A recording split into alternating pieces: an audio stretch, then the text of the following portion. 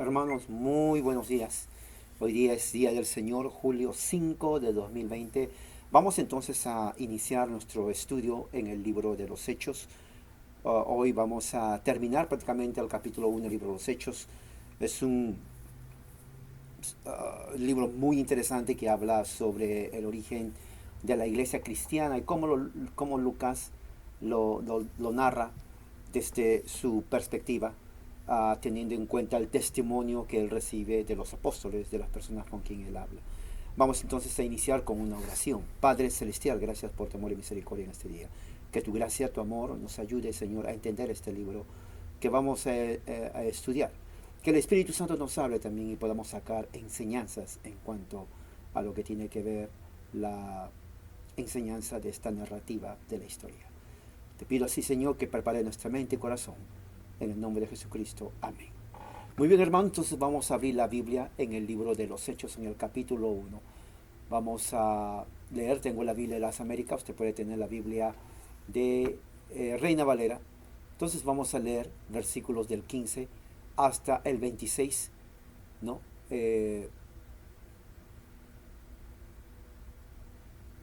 Hechos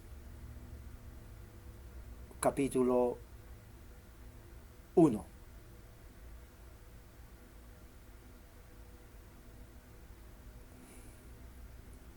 Hechos capítulo 1. Y dice así la palabra de Dios. Por aquel tiempo, Pedro se puso de pie en medio de los hermanos, un grupo como de 120 personas. Estaba reunido allí y dijo: hermanos, tenía que cumplirse la escritura en que por boca de David el Espíritu Santo predijo acerca de Judas, el que se hizo guía de los que prendieron a Jesús, porque era contado entre nosotros y recibió parte en este ministerio.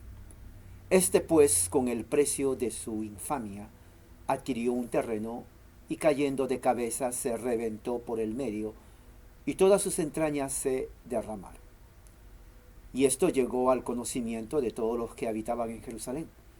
De manera que aquel terreno se llamó en su propia lengua Aceldama, es decir, campo de sangre, pues en el libro de los Salmos está escrito que sea hecha desierta su morada, y no haya quien habite en ella, y que otro tome su cargo. Por tanto, es necesario que de los hombres que nos han acompañado todo el tiempo que el Señor Jesús vivió entre nosotros, comenzando desde el bautismo de Juan, hasta el día en que de entre nosotros fue recibido arriba, uno se ha contado, constituido testigo como nosotros, con nosotros de su resurrección.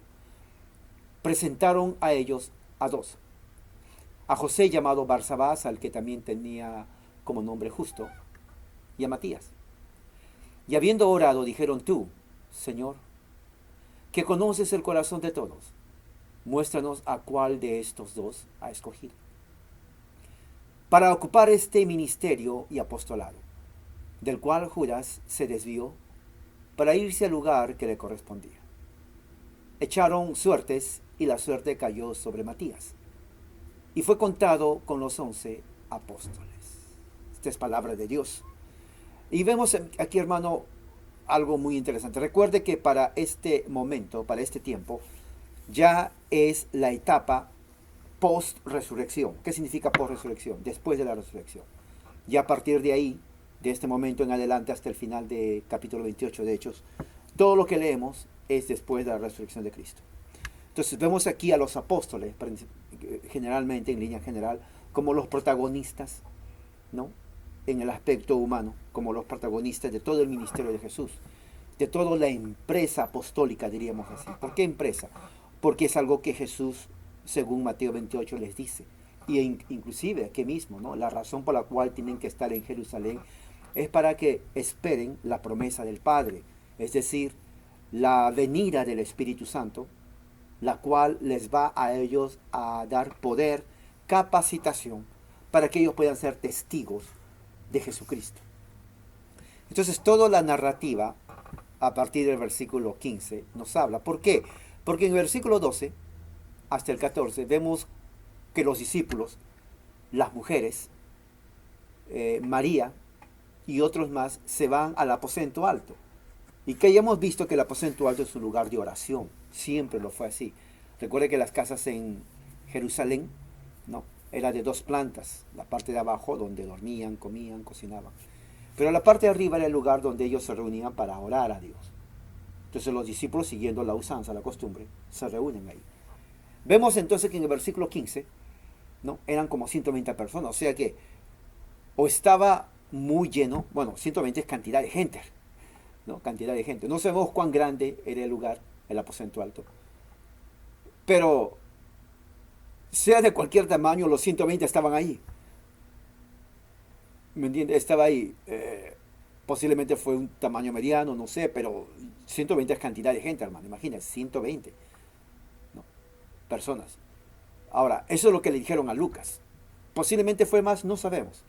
Pero dice como de 120. Ahora, bien interesante, porque como dice, cuando dice como de 120, alrededor de 120, ¿no? Tal vez hubieron algunos más, pero en promedio eran como 120 personas, o sea que estaban los discípulos que eran 11, María una, 13, las mujeres que siguieron, o sea, tal vez 20, 30, depende, y el resto, ¿quiénes eran? Eran discípulos de Jesús, que estaban ahí, ¿no? Interesante porque el versículo 15 dice con el adjetivo y, copulativo, quiere decir de que en ese momento, cuando estaban ahí, entonces en el versículo 15, Lucas comienza a describir lo que está pasando en ese momento. Entonces ya una vez que el versículo 14 termina, entonces Lucas en el versículo 15 ya comienza a describir cosas en detalle. Por ejemplo, ¿cuántos eran? Sí, como 120. ¿No? Y dice en aquellos días. ¿Cuáles días? Bueno, en esos días, que está en el plural, ¿no?, es el pronombre demostrativo, ¿no?, de ese entonces. Entonces está hablando de los días cuando los judíos, cuando los discípulos estaban en el aposento alto. A eso se refiere. En esos días, ¿no?, Pedro, ¿no?, utiliza habiendo separado, está en el participio aoristo, o sea que él se separa delante de ellos, ¿no?, estaba en el grupo, ¿no?, se puso en pie en medio de los hermanos, o sea, como 120, ¿no?, personas que estaban reunidos allí. Ahora, interesante, porque cuando dice en medio de los hermanos que estaban reunidos allí, Lucas quiere asegurarse que no estaban afuera los 120, parte de los 120 no estaban afuera. Lo que él quiere estar seguro que los 120 estaban ahí en el aposento alto. Porque alguien podría decir, bueno, sí son 120, pero tal vez 100 arriba y, o no sé, 50, la mitad arriba, la mitad abajo, porque no podía. Lucas dice, no, todos estaban reunidos ahí. Recuerde que en el versículo 14 dice que los discípulos estaban entregados, ¿no?, en oración continua. Ahora, entre el versículo 14 y el 15 hay un tiempo que pasa. Hay un tiempo. No dice que apenas llega Pedro se pone en pie, no dice eso. Dice en aquellos días. O sea, posiblemente pasó un cierto tiempo de días, ¿no?, en donde Pedro, movido por el Espíritu Santo, decide él dar un discurso. ¿Entiendes? O sea, llegan y no inmediatamente Pedro se levanta. Dice en aquellos días. O sea, ¿cuántos días pasaron? No sé. Pero posiblemente pasó cierto tiempo. No mucho tampoco. Pero tal vez, no sé, tal vez 4 o 5 días. En aquellos días. Cuando estaban todos reunidos en el templo orando. Lo cual da desde el punto de vista teológico. Entonces nos está diciendo la comunión de los hermanos. O sea, si alguien dice, por ejemplo, ¿qué estaban haciendo ahí? Bueno, estaban orando. Él dice versículo 14. Vean lo que dice ahí, subráyelo. ¿Qué estaban haciendo? Estaban orando continuamente, ¿no? Continuamente, ¿no?, entregados a la oración. ¿Y quiénes estaban ahí? Estaban los discípulos, los apóstoles, María, las mujeres y los otros más. Entonces, pero no sabemos, en el 14 no nos dice cuánto. Bueno, cuando entremos en el versículo 15, entonces dice que pasó un cierto tiempo, tal vez en aquellos días, no mucho. Entonces donde Pedro decide, se sitúa, se para en medio de todos y habla. Y entonces ahí es donde Lucas dice más o menos cuántos eran. 120. Alrededor de 120. Entonces ya entrando en detalles Lucas. Entonces ya nos da una idea que en el aposento alto estaban como 120 personas Y Pedro entonces se levanta, ¿no? A todos los que estaban reunidos ahí y dice, entonces es bien interesante porque en el versículo 15, ¿no? Vemos otra acción, ¿no? Ah, dijo, está en el aoristo indicativo, quiere decir que es verdad, lo que él habló fue audible, ¿no? Y dice, hermanos, tenía que cumplirse la escritura en que por boca de David el Espíritu Santo predicó acerca de Judas, el que hizo guía, el que se hizo guía de los que prendieron a Jesús. Entonces en el versículo 16 ya Pedro hace una invocación a los hermanos que están reunidos ahí y los llama por hermanos, lo cual quiere entender que no había nadie que no era hermano, eran todos creyentes en Cristo. Eso es muy importante, ese detalle, porque alguien podría decir, bueno, entonces hubo algún infiltrado. Bueno, Pedro los llama hermanos. Entonces, hermanos, la madre de Jesús creyente, los hermanos de Jesús creyente, las mujeres con María Magdalena, Joana, Susana, María, la esposa de Felipe el menor, ¿no? Los discípulos y otros más, los llama hermanos. Entonces, empieza diciendo, tenía, es lo que dice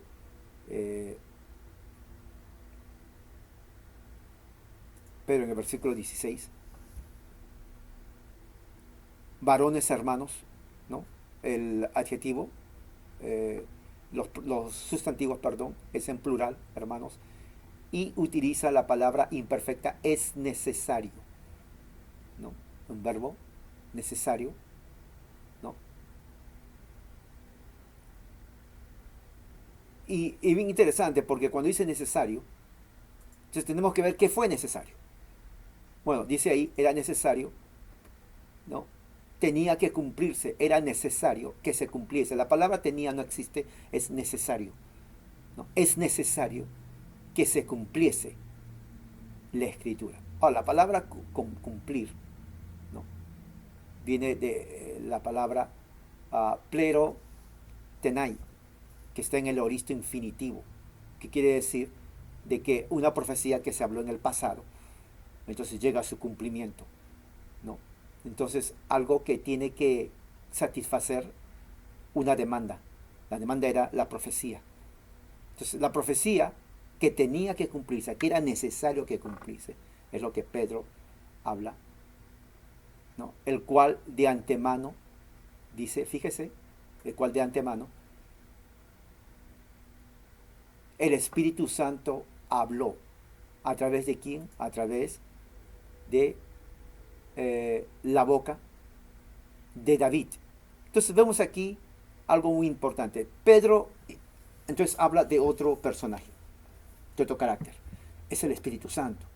Entonces el contexto, hay varios contextos. El contexto general, tienen que entender, es el aposento alto, ¿no? El lugar. El evento es que están en espera de la venida del Espíritu Santo. ¿Qué estaban haciendo mientras esperaban? Orando, unánimes. Hombres, mujeres, apóstoles, las mujeres, los discípulos, estaban orando, ¿no? En ese momento de oración, en ese contexto de oración, Pedro se levanta y da su primer discurso a los que estaban reunidos ahí. Entonces, en el primer discurso, Pedro empieza con una profecía. Y esa profecía, según él, fue dicha por el Espíritu Santo a través de la boca de David. Entonces David habló, ¿no? Todo lo que habló David, él lo registraba en el libro de los Salmos. Entonces vemos aquí que Pedro tenía conocimiento de esa profecía. Entonces, según Lucas, Pedro usó esta profecía que David habló y lo relaciona, ¿no?, a un evento que pasó en el tiempo de Jesús. Entonces, fíjese cómo el conocimiento escritural, como esto es lo que se llama hermenéutica. Entonces, la hermenéutica de Pedro estaba basado en lo que, en este caso, en particular, lo que dijo David, que según Pedro, el Espíritu Santo habló por boca de David, lo cual nos lleva también a otra conclusión teológica muy importante, que el Espíritu Santo en el pasado usó a personajes, lo cual confirma la doctrina cristiana, que el Espíritu Santo inspira a hombres a hablar cosas de Dios, no cosas del mismo. ¿No? Lo que está diciendo Pedro es que lo que David escribió, lo que David dijo, no era algo que David lo inventó, sino fue que el Espíritu Santo habló por él. Interesante, porque está poniendo la autoridad no en David. David fue un instrumento solamente. O sea, él deja en claro, David es un instrumento. El que habló es el Espíritu Santo, en otras palabras. Pero lo habló a través de la boca de David. Entonces, ¿qué es lo que dijo el Espíritu Santo? Bueno, vamos a ver, porque dice ahí en el versículo 16, tenía que cumplirse la escritura, que por boca de David, ¿qué escritura tenía que cumplirse? Predijo, el Espíritu Santo predijo por boca de David, acerca de Judas. Entonces ya vemos otro personaje. Entonces, en el versículo 15, Pedro, eso van a ir las preguntas. Primer personaje que menciona el Espíritu Santo. Número 1. Segundo personaje que menciona es David. ¿No? David. Y el tercer personaje que está mencionando ahí es Judas. Y el cuarto, diríamos, es Jesús. Entonces vemos que en el versículo 16, Lucas menciona 4 personajes. Bueno, Jesús, que es al final, es realmente el personaje central de toda la carta, porque él es el objeto del mensaje del Evangelio. Se podría omitir en el sentido de que se sabe que es acerca de Jesús. Pero los nuevos personajes que ingresan, si yo les pregunto cuáles son los 3 nuevos personajes, excluyendo a Jesús, que conocemos que está en toda la Escritura. Número 1 es el Espíritu Santo,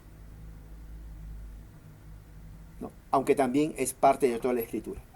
Pero aquí menciona el Espíritu Santo en forma activa, porque dice que el Espíritu Santo habló. Entonces el versículo 16 habla, ¿no?, de un personaje muy importante, carácter, el Espíritu Santo, que habló. ¿Y qué habló? Una predicción. Ahora, el segundo personaje que usa, está en relación al Espíritu Santo, es David, porque el Espíritu Santo usa a David, segundo carácter, para hablar a través de David una profecía. O sea, David es un instrumento ahí. Es la parte pasiva. ¿Por qué? Porque David no hace nada. Él solamente es un canal, es un instrumento. Es una herramienta por la cual el Espíritu Santo, forma activa, habla a través de él acerca de una predicción. El tercer carácter que habla ahí, que viene a ser el objeto de la predicción del Espíritu Santo, es Judas. Y ahí dice, el Espíritu Santo predijo acerca de Judas. ¿Quién es él? El que se hizo guía de los que prendieron a Jesús. Ahora, de una forma indirecta, está hablando de otro grupo de personajes. ¿De quiénes? Está hablando de los que prendieron a Jesús. En otras palabras, tenemos ahí el Espíritu Santo, tenemos ahí a David, tenemos ahí a Judas, y 4, los que prendieron a Jesús. Entonces, cuando yo les pregunte, mencione los 4 caracteres, versículo 16 habla. Entonces usted tiene que decir, son 4. Son David. Bueno, el orden puede ser, contar que sean los 4. Bueno, el Espíritu Santo, David, Judas y los que prendieron a Jesús. Son 4. Estoy diciendo aquí 4. Son 4. Ellos son, el objeto es Jesús. Pero los 4 personajes que que Lucas menciona, son el Espíritu Santo, forma activa. Él hace la predicción a través de David, otro personaje, ¿no? Y la predicción es acerca de Judas, tercer personaje, quien guió a los que prendieron, cuarto grupo de personajes, los que prendieron a Jesús. Entonces, bien importante como en el versículo 16 ya Pedro, según lo que le contaron a Lucas, empieza su discurso a los 120 personas. Ahora, los 120 también podría ser parte del otro grupo de personas, pero está en el versículo 15. Tal vez la pregunta en el versículo 15 sería, ¿cuántas personas fueron o estuvieron en el aposento alto? Alrededor de 120. Alrededor de 120. ¿No? Entonces, en el versículo 15 en adelante ya vemos acción. Ya vemos acción. Y el que empieza la acción es Pedro. Pedro empieza acción. ¿Cómo es la acción de Pedro? Dando un discurso a los 120. Entonces, en su discurso de Pedro hace un llamado a los hermanos y empieza mencionando a 4 caracteres, ¿no?, dando a entender lo que va a hablar. Que el Espíritu Santo usó a David, habló a través de David, predijo acerca de Judas, quien es el cual llevó a los que prendieron a Jesús. Entonces ya capta la atención, cautivó la atención de los 120 que están. Entonces en el versículo 17, siguiendo el discurso, Pedro, vamos a ver.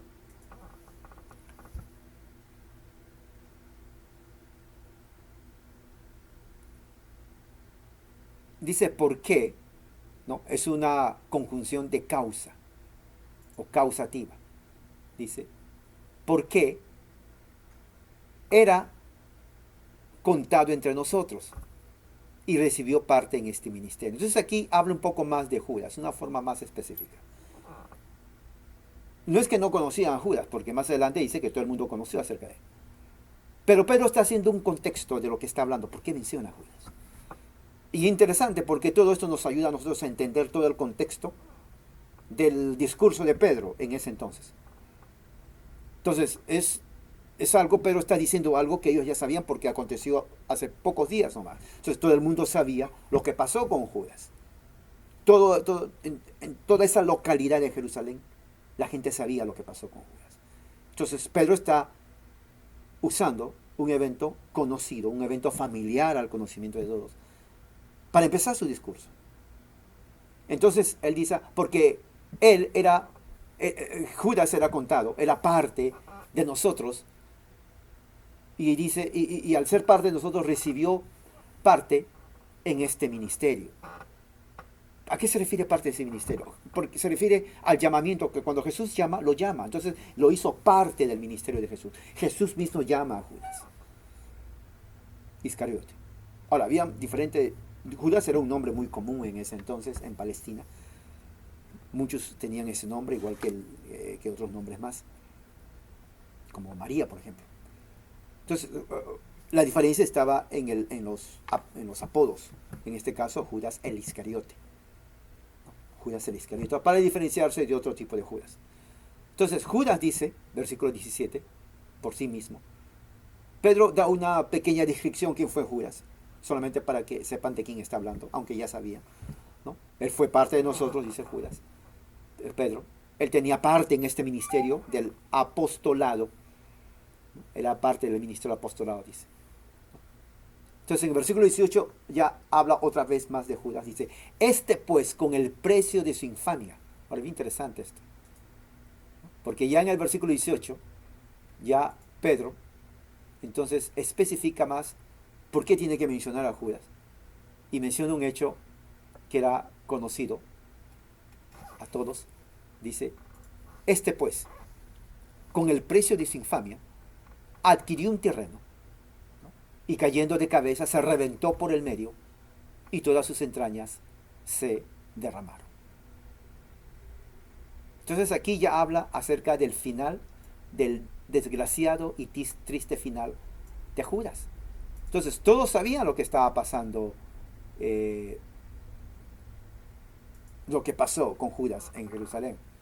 O sea, es algo que sabía.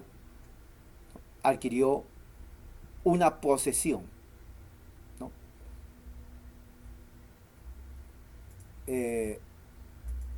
Cuando dice, este pues con el precio de su infamia adquirió un terreno.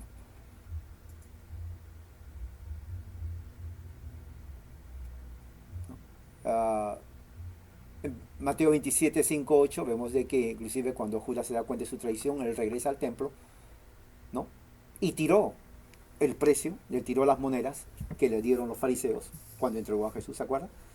¿No? Se regresa al templo y los tiró, luego de ahí sale y se cuelga él mismo, o sea, se ahorca, comete suicidio.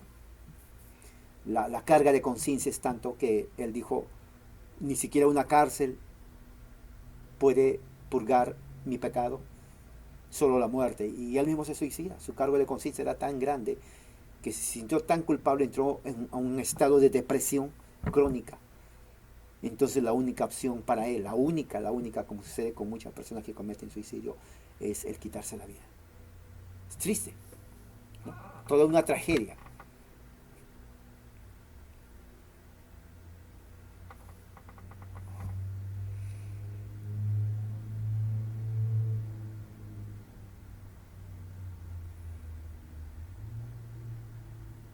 Viendo aquí unos comentarios, la razón por la cual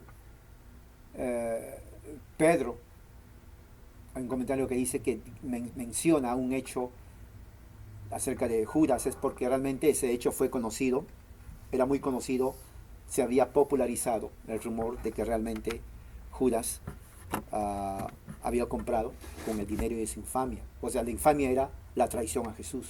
Entonces, la infamia es la traición a Jesús. Entonces, traición a Jesús era la infamia. Le dan un dinero y con eso compró o adquirió un campo, se llama Acéldama, un pedazo de tierra.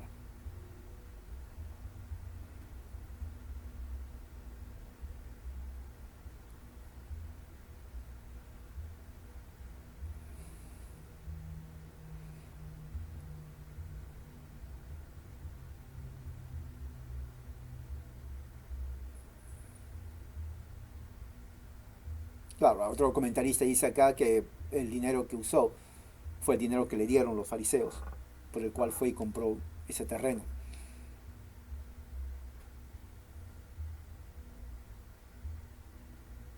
Entonces, cuando dice aquí que cayendo de cabeza se reventó en medio y todas sus entrañas se derramaron. Entonces es algo descriptivo, ¿no? Interesante. Muchos se preguntan por qué Pedro tuvo que decir algo descriptivo. Y si lo dijo, ¿por qué Lucas tiene que decirlo también? Ahora, recuerden que Lucas es un historiador. Hasta este punto, como hemos visto, Lucas trata de poner detalles que tal vez en otros lugares no lo pone. Entonces Lucas escucha lo que le dicen y posiblemente él seleccionó, tal vez le dijeron más en detalle, no se sabe, solamente sabemos lo que él escribió, pero sea lo que sea los detalles que le dieron, él puso ese detalle en particular, que cuando compra, él va, se cuelga, se ahorca y cae y se rompe en parte, en la mitad, sale en su entrada. Ahora la pregunta es, bueno, si se cae después de ahorcado, después es la solución, la explicación lógica es, bueno, la cuerda no era fuerte. Lógico. No se dice que era muy gordo, no se dice, no va a ese extremo, pero si algo se amarra y está colgado y se rompe y se cae, bueno, lo más probable es que la cuerda no era suficientemente fuerte como para soportar el peso de lo que está siendo amarrado. Entonces, en este caso, ¿no? Cuando dice y cayó, cayendo de cabeza, lo cual implica de que tampoco dice que alguien fue y cortó la cuerda, no menciona ninguno, simplemente menciona cayó. Entonces posiblemente el peso del cuerpo era superior a la resistencia de la cuerda que Judas usó para ahorcarse. Murió, tal vez soportó hasta el momento de que murió, pero puede ser también otra cosa, la altura, porque de repente se pudo haber ahorcado, pero si la altura del piso y sus pies no era mucho, bueno, al caerse tal vez por el peso no hubiera muerto porque caía directo. Pero si la altura fuera, digamos, no sé cuánto, a ver, unos 5 metros. 5 metros es bastante. 5 metros ya es una altura grande. Y depende también el suelo donde estaba. Si era tal vez con rocas caídas, si la geografía era, diríamos, irregular y la altura, digamos, 5 o 6 metros. Y no soportó el peso y tal vez estaba ahorcándose, tal vez no murió completamente, tal vez ya estaba muriendo, asfixiándose. En ese momento no se sabe si él quiso tal vez salvarse, no se sabe. O sea, los detalles caería en la conjetura, no se sabe. Lo cierto es que Lucas dice que cuando se ahorcó en el terreno que él compró, se cayó de cabeza y se rompió por la mitad y sus entrañas salieron. Entonces nos indica, sea cual sea la razón, pero creo que fue, generalmente la cuerda fue muy débil, que en el momento que cae, entonces sucede, diríamos, si no murió en totalmente que estaba ahorcándose, o si ya estaba muerto, no se sabe, pues se completó, ¿no? En donde para caerse y se parta por la mitad, entonces la geografía fue muy accidentada con rocas puntiagudas, algo cortante, para que suceda eso. O tal vez fue más de 5 metros, porque tuvo que haber sido un golpe fuertísimo para que suceda. Cualquier persona que se cae no tiene ese trauma que tuvo Judas. Entonces tuvo que haber realmente sido un terreno, ¿no? Muy accidentado, ¿no? Muy, diríamos, peligroso, que a la caída de cualquier persona hubiera ocurrido, ¿no? tal trauma en el cuerpo para el punto que se abra las entrañas. O sea, habrá sido muy terrible el terreno donde puso. Entonces ya nos da una idea de la muerte trágica. Entonces Lucas nos está haciendo una descripción de lo que pasó. Entonces pone el aspecto moral, que viene a ser la infamia, el aspecto moral, pero también nos pone el accidente físico, se rompe las entrañas. Y lo relaciona justamente a la profecía que dijo, ¿no?, el Espíritu Santo, ¿no?, por boca de David, ¿no?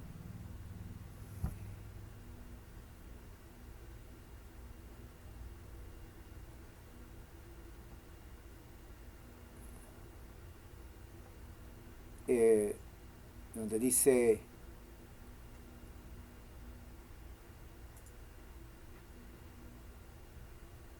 en el versículo, vamos a ver,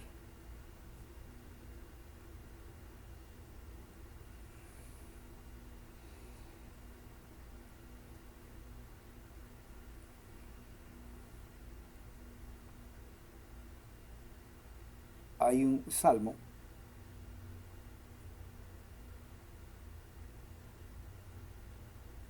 en el Salmo 14, 41, 10.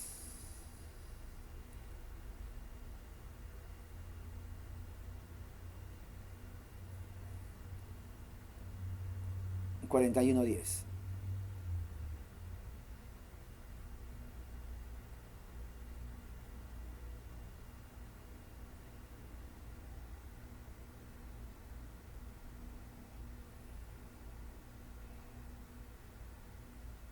Hay otros salmos, Salmo 69:25, Salmo 109:8, si se refiere o no a Judas. Pero vamos a leer el Salmo, ¿no?,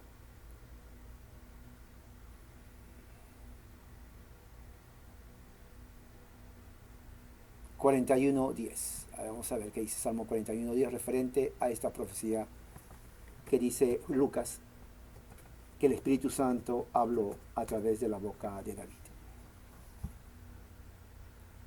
¿Qué dice Salmo 41:10? Referente a Judas.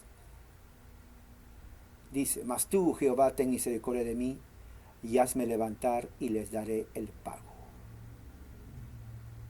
Posiblemente hace con referencia al pago, o sea, la muerte de Judas. Pero hay otro salmo aquí que menciona, ¿no? Salmo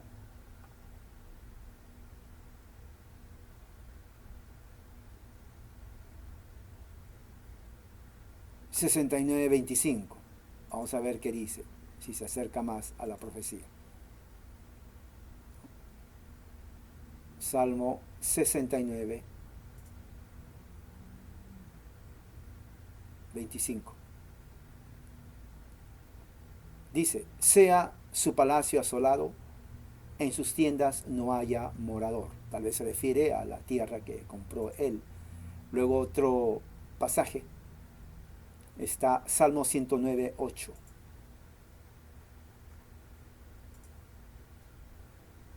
Salmo 109, versículo 8.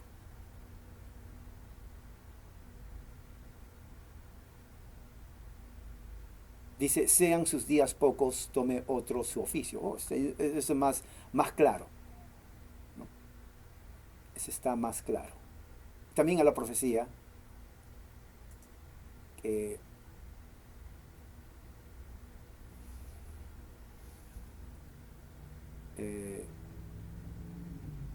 vamos a ver si hay otra profecía por aquí.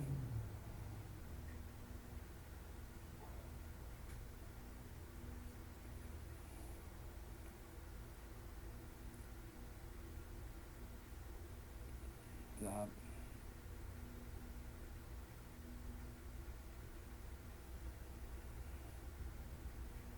muchos ponen el Salmo 41:9 que dice, sí, mi amigo ha levantado contra mí su calcañar en contra de mí, ¿no? Y esto es algo que el Señor aplica a Judas en Juan 13:18.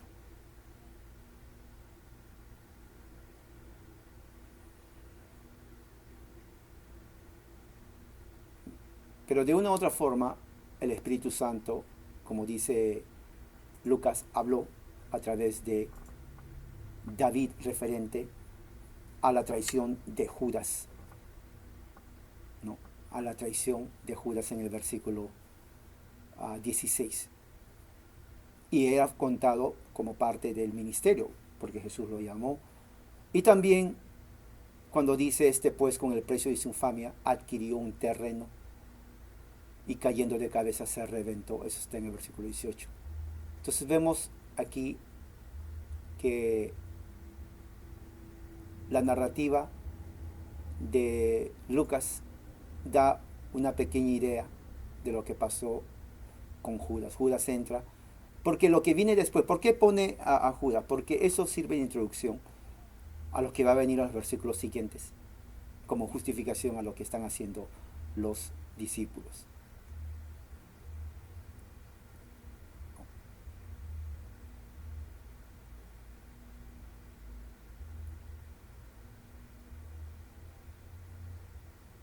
Interesante porque dice ahí, y fue conocido, ¿no?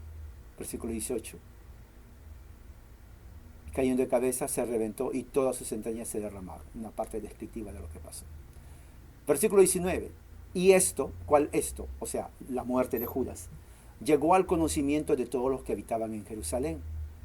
O sea que todos supieron de la muerte de Judas y de la forma como murió él. O sea, era conocido ese evento. La traición de Judas fue conocido en todas partes.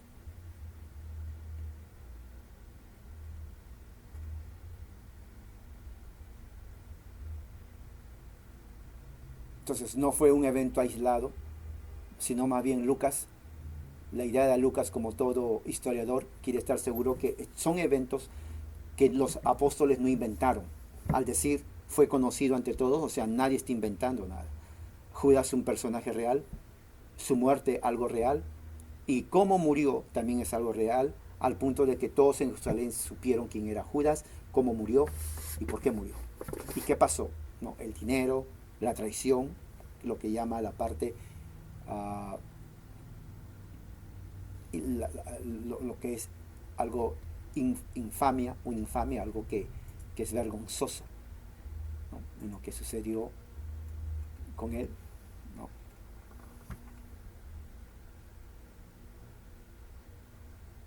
Ahora, la palabra Séldama, ¿no? Es una palabra siriaca, ¿no?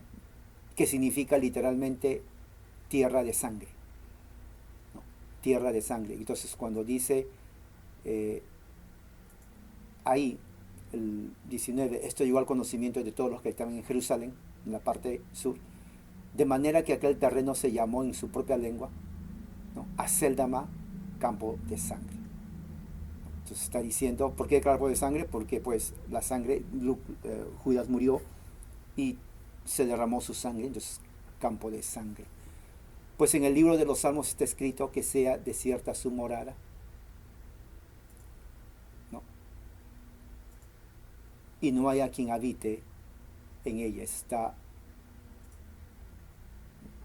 mencionando versículo 20.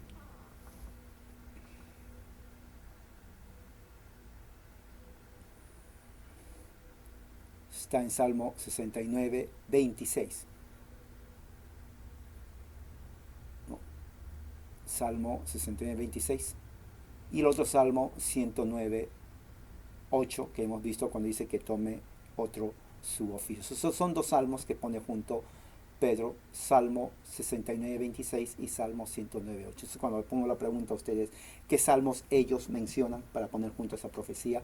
En el versículo 20 son dos. Apunte, 69, 26 y Salmo 109, 8. 69, 26 y Salmo 109, 8. ¿No? Hay un poco de variación, pero generalmente son los dos salmos que usa ahí.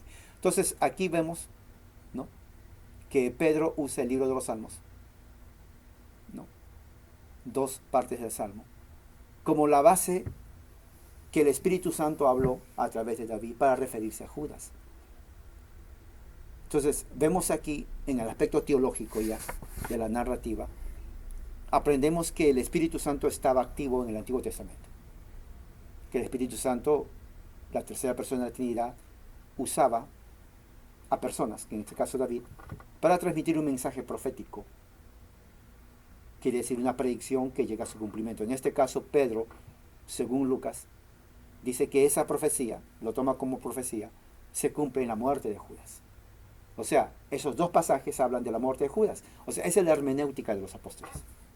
Hermenéutica significa cómo interpretar las escrituras. Entonces, Pedro lo interpreta así. Entonces, lo que Lucas hace simplemente es escribir lo que escuchó de Pedro.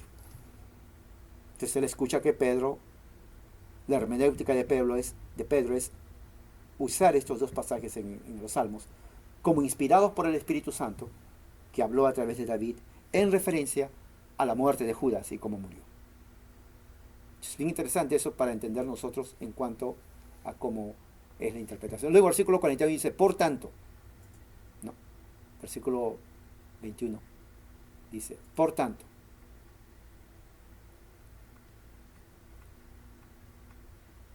Si vamos a la parte interlinear, versículo 21, dice, por tanto, es una conjunción de conclusión, por lo tanto, en base a esto, ¿no?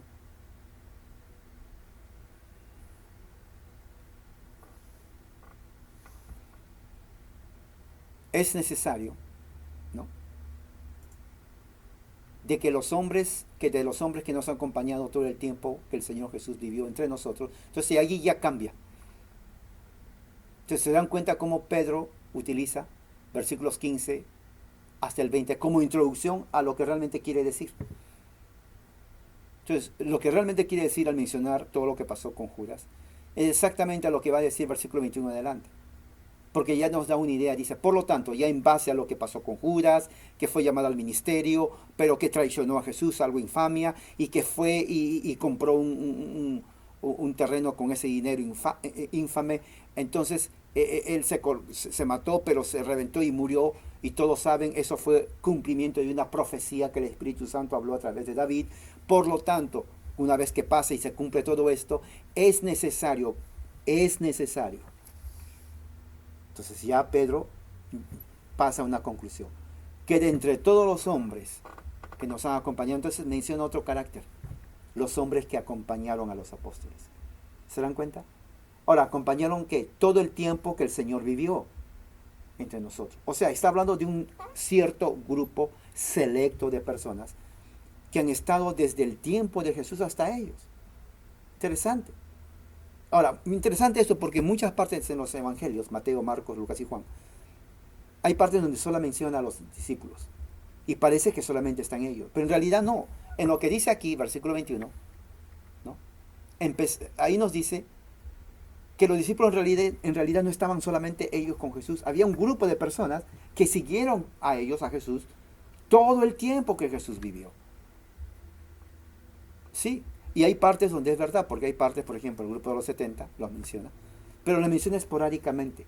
Pero según el versículo 21, no había esporádica. Habían hombres que lo seguían a Jesús y a los discípulos siempre. Por eso dice, es necesario que de todos los hombres que nos han acompañado todo el tiempo, o sea que hubo un grupo que todo el tiempo estuvo con Jesús y los apóstoles, aunque no son mencionados. Dice, entre nosotros estaban, o sea, ellos escucharon a Jesús, ellos vieron los milagros que Jesús hizo. Y lo más importante, versículo 22, comenzando desde el bautismo de Juan, durante ese periodo de tiempo, cuando Jesús inicia su ministerio, ¿no?, hasta el día que fue recibido arriba, que fue hace pocos días. O sea, este grupo selecto de personas estuvieron con Jesús y los apóstoles desde el mismo momento del ministerio de Jesús, cuando fue bautizado en el Jordán. Estuvieron con Jesús en la multiplicación de los panes, estuvieron con Jesús en la multiplicación de los peces, estuvieron con Jesús en el monte de la bienaventuranza, estuvieron con Jesús cuando Jesús resucitó a Lázaro, estuvieron con Jesús cuando sacó a los demonios gadarenos, y así en cada milagro, cuando Jesús hablaba, enseñaba, ellos estuvieron ahí, ¿no? Y dice, es necesario que de este grupo que estuvo con nosotros siempre, desde el bautismo de Juan, el bautismo que tuvo, que Juan lo bautizó, hasta el momento de su ascensión al cielo, ¿no? Arriba, solamente uno de ese grupo se ha constituido testigo con nosotros de su resurrección. ¿Por qué? Pues ya lo dijo la razón en los versículos anteriores. Porque Judas, que era parte de los 12, parte del ministerio, traicionó a Jesús y de 12 quedó 11. Entonces, alguien tiene que tomar su lugar. Alguien tiene que ser apóstol también. Porque deben ser 12 y ahora son 11. Por eso dijo toda la introducción de Judas. O sea, lo que está diciendo Lucas es, la razón que se está eligiendo otro no es porque quieren tener otro más, sino porque eran 12, pero Judas, que traicionó a Jesús y cometió suicidio y se murió, ya no está presente. Entonces tiene que haber alguien que supla su lugar. Entonces dice ahí, presentaron a 2, versículo. Entonces los requerimientos eran 2. Uno, que haya estado con Jesús desde el nacimiento, desde el bautismo que tuvo con Juan hasta su ascensión. Y número 2, ¿no? Que haya sido testigo de su resurrección. ¿No? De su resurrección. O sea, esos 2 requisitos es muy importante. Testigo de su resurrección. Porque eso eran los requerimientos para ser un apóstol verdadero. ¿Okay? No los payasos que andan por ahí en el evangelicalismo. Solamente el evangelicalismo pentecostal tiene esos payasos. Realmente, no más ellos. Son puros payasos. ¿No? Verdadero discípulo haya estado con Jesús, con los discípulos desde su bautismo con Juan, su ascensión y testigo ocular de su resurrección. Presentaron a 2, a José llamado Barsabás y a Matías. ¿No? También era llamado el justo. Entonces habían 2. Ahora, no es que solamente habían 2, sino que de todo el grupo ellos escogieron a 2. Entonces, ¿qué es lo que hicieron? Dice, habiendo orado. Entonces, ellos pidieron la bendición de Dios. ¿Por qué es importante esto de habiendo orado? Porque lo que sigue después ha causado en ciertos grupos, no en todos, ¿no? Personas que no entienden las escrituras, sacan conclusiones erróneas, ¿no? Conclusiones erróneas en cuanto a lo que tiene que ver cómo eligieron al discípulo o al apóstol. Porque si leen bien, dice, habiendo orado, entonces empieza diciendo que para la elección ellos piden la guía del Señor. Y dice, tú Señor que conoces el corazón de todos.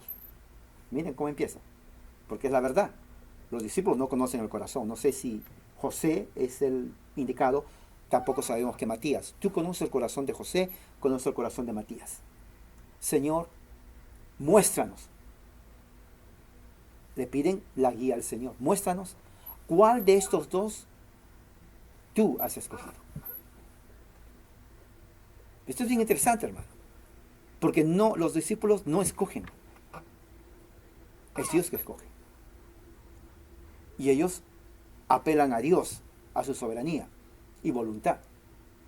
Y dicen, muéstranos cuál de esos 2, José o Matías, tú has escogido. ¿Escogido para qué? Para ocupar el cargo y el ministerio y apostolado del cual Judas se desvió para ir al lugar a donde correspondía, o sea, a la muerte, ¿no? Al infierno, a su condenación.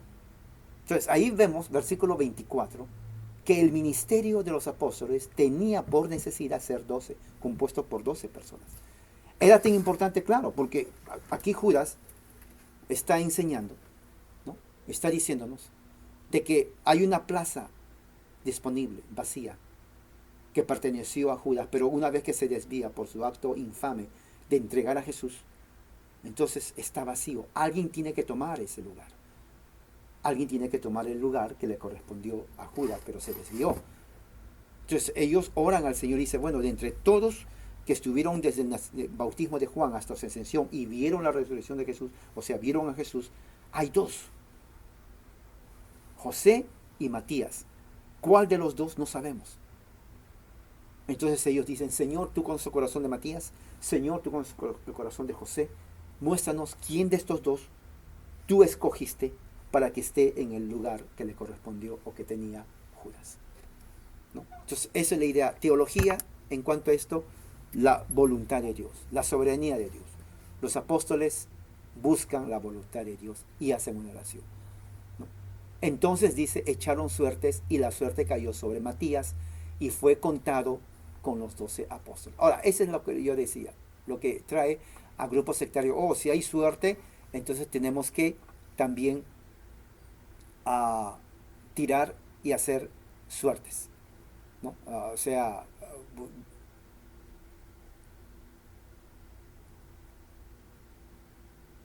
tenemos que jugar a la suerte y a ver Dios, o tirar una monedita a ver qué es lo que sucede. Uh, Interesante porque de la forma como ellos eligen, ¿no?, a Matías, no es que ellos lo inventaron, ya había la costumbre en los pueblos antiguos de prácticamente usar, ¿no?, tirar, digamos, suertes en el sentido de a ver a quién le cae. De ahí viene la costumbre de la moneda, a ver si cae arriba la moneda, el sello o la cara, a ver quién tiene. Entonces, ese método, aunque era un método en donde en los pueblos paganos, claro, no estaba Dios, ¿no?, lo usaron los discípulos. Y no es la primera vez que realmente ellos hacen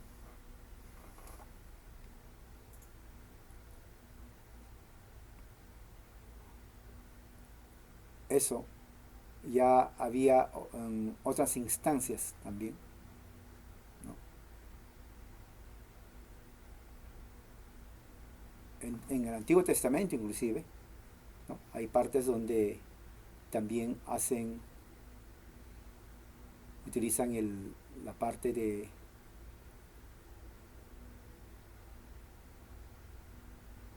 echar, digamos, como suerte, saber qué sucede o a quién, una forma para que ellos puedan entender a quién Dios favorece. Pero el punto está en que el método que ellos utilizan para elegir a Lucas, perdón, a Matías, no es tanto lo principal, sino la forma como Dios habló a ellos. Ahora, bien interesante eso, porque estamos hablando en la época en donde Dios hacía milagros. Vamos más adelante en el libro de los Hechos, vamos a ver cómo los discípulos hacen milagros de sanidad, cómo el Espíritu Santo habla audiblemente. Y vemos ahí que los ángeles hablaron audiblemente en cuanto a la ascensión de Jesús. Se pararon y dijeron, ¿a quién estás mirando? Pero es muy interesante aquí que cuando ellos oran a Dios, y ese es un detalle muy importante, Dios no habla audiblemente. Si se dan cuenta, Dios no dice, quiero que escojan a Matías. No habla. O sea, no hay comunicación audible de Dios a los discípulos. Yo quiero que vean ese detalle. Ahora, la pregunta es, ¿por qué? Hace unos días atrás, los ángeles hablaron a los discípulos cuando estaban mirando a Jesús, ¿no? Y unos días antes, los mismos ángeles se presentan ante las mujeres en el sepulcro y hablan con ellas diciéndole por qué buscan entre los vivos, entre los muertos al que vive. Y durante ese periodo Jesús se presenta también y habla a los discípulos. O sea, vemos en días anteriores, pocos días atrás, que hay manifestaciones espirituales donde hay algo audible. Pero en este caso, cuando los discípulos oran a Dios pidiendo dirección, Dios no habla audiblemente. Los discípulos utilizan un método poco convencional diciendo, a ver, Señor, vamos a echar suertes y a ver a quién le cae. Tú guíanos. ¿Es Matías o José? Pues tú conoces los corazones, nosotros dos. Entonces, si se dan cuenta, o sea, si seguimos con la misma norma de cómo Dios se comunica, Alguien diría, bueno, lo más lógico hubiera sido que Dios hable o Dios hubiera mandado a sus ángeles, así como mandó en la ascensión, y decir, bueno, Dios dice esto, escojan a Matías. Pero no sucedió nada, ni ángeles, ni voz del cielo, ni algo espiritual, nada, absolutamente nada de eso sucede. Nada espiritual fuera de lo normal sucede. Lo que sucede es que los discípulos utilizan un método que después ya no se ve que usan, en donde ellos interpretan que Dios eligió a Matías, que ocupa el lugar que le correspondió a Judas, y sea contado con los 11, y se convierte en el discípulo número 12. Interesante. Entonces ahí vemos, si uno quiere sacar una conclusión teológica de la narrativa de lo que pone Lucas, porque de ahí ya no habla, ¿no? Ahí podemos concluir de que está en la soberanía de Dios cómo Él habla, porque es una forma de hablar, entre comillas, ¿no? De comunicarse, mejor dicho, a los discípulos cuál es su voluntad. Entonces Dios utiliza ese método para comunicar su voluntad sobre quién debe ser el que debe ocupar el lugar, y Él decide a través de ese método que sea Matías y no José, porque Él conoce los corazones, como dicen ahí, tú conoces. Pero no es tanto el método que se tiene que uno que enfocar, sino a quien ellos atienden y ellos apelan, es a Dios. Ellos no dicen, bueno, este método nos va a decir. No, es Dios el que nos va a decir. Porque Él conoce los corazones. Y oramos a Él porque es Él el que pone en el ministerio y confirma. ¿Se dan cuenta? Entonces, para terminar este pasaje, entonces vemos ya que está avanzando, está desarrollándose el evento para la venida del Espíritu Santo. Sabemos que están en el aposento alto todos, son como 120, ya sabemos eso. Sabemos que esos 120 están en oración, unánimes, esperando la venida del Espíritu Santo. Sabemos que están como 120 los discípulos, María, las mujeres y otros más. Y sabemos que ya completaron, ¿no?, el número de apóstoles con Matías, que Dios elige, y ya son 12, ¿no? Entonces, una vez que ya está completo, ese es el contexto del aposento alto, entonces ya va a pasar a otra parte de la narrativa, en donde ya cambia. Entonces, esto viene a ser la etapa antes, es después de la ascensión, y esto es antes de la venida del Espíritu Santo. ¿Se dan cuenta? ¿Cómo es? Antes de la ascensión, después de la ascensión, y ahora está en la parte antes de la venida del Espíritu Santo. ¿Cómo se están preparando? Interesante. Se está poniendo muy interesante toda esta narrativa dinámica del libro de los Hechos. ¿Okay? Vamos a orar entonces. Padre Celestial, gracias por tu amor y misericordia. Señor, ayúdanos a entender tu palabra, para poder de esa forma entender tu voluntad. Así como hablaste a los discípulos, habla también a nuestra vida, habla también a nuestra mente, a nuestro espíritu. Que tu gracia sea con nosotros hoy y para siempre. En el nombre de Jesús, amén. Hermanos, que la gracia de Dios sea con todos ustedes